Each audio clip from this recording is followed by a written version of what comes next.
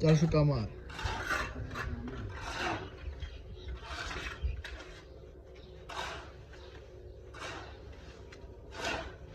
મોટી થાય ને મોટી ઘરે સિલાઈ